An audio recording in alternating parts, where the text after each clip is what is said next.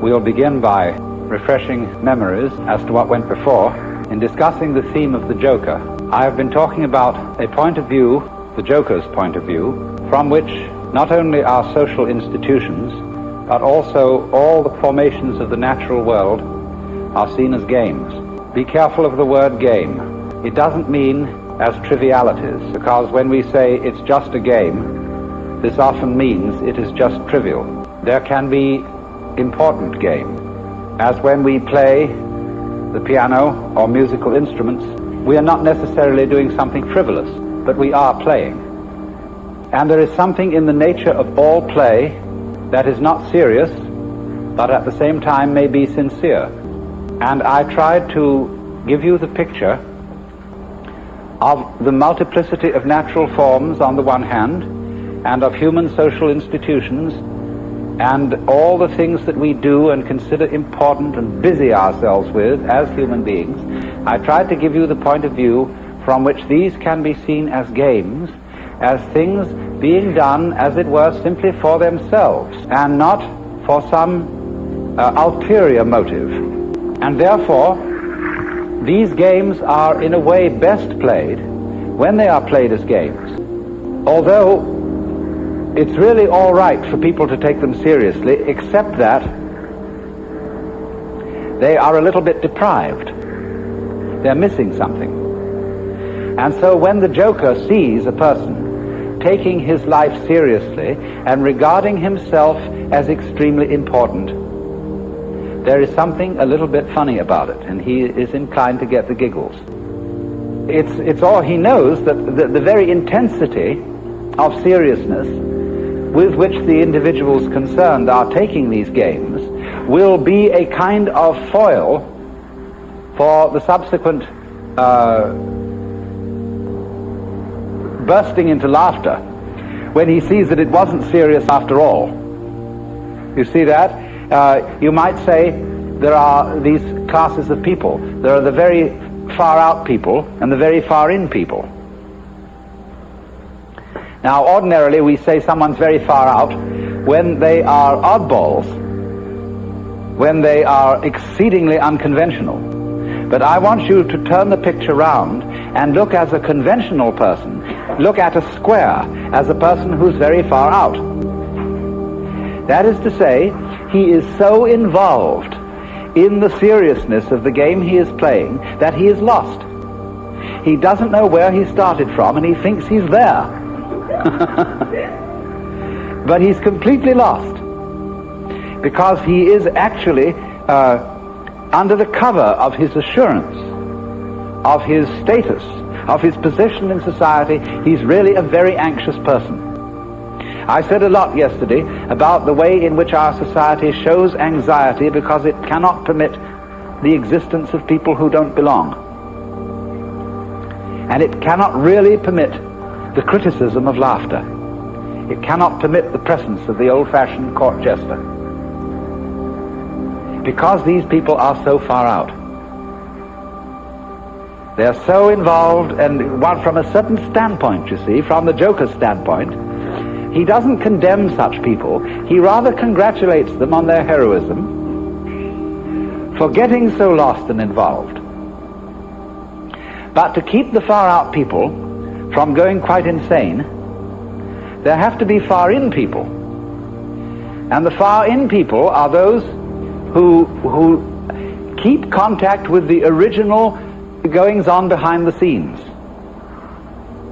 They are like the prompter in the theater, where there are the actors out on the stage relying on their memories, etc., and they're supposed to get completely involved in the play. But there's a concealed prompter with the script in front of him. And he is the connection of the actor on the stage with the green room behind the stage. And you see in this dramatic analogy of the universe, the green room is the central point, the still point of the turning world. The green room is how God is when he's back home, not involved in all these games, and takes off the mask.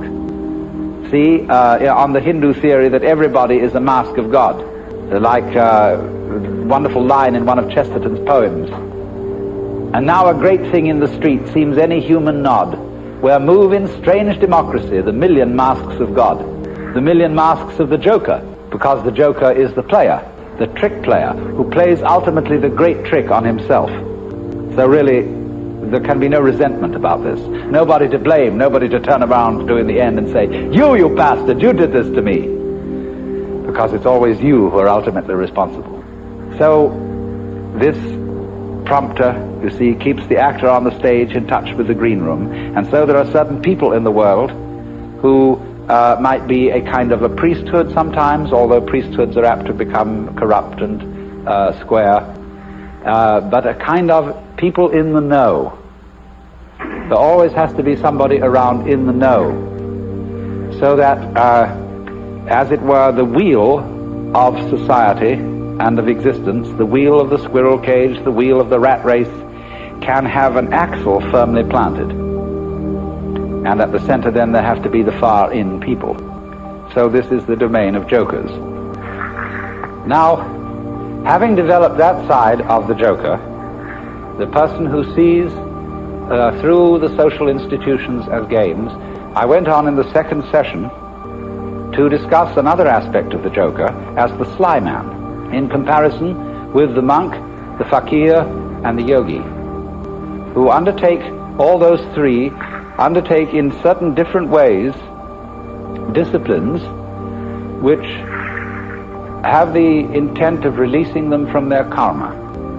The individual, in other words, challenges his involvement, his attachments, his limitations, his finitude, and endeavors to overcome it. But in each of these three cases, the individual involved stirs up an immense opposition, because he serves notice upon the devil, or shall we say upon his karmic creditors, that he is about to leave town. And so all the creditors come rushing to the door.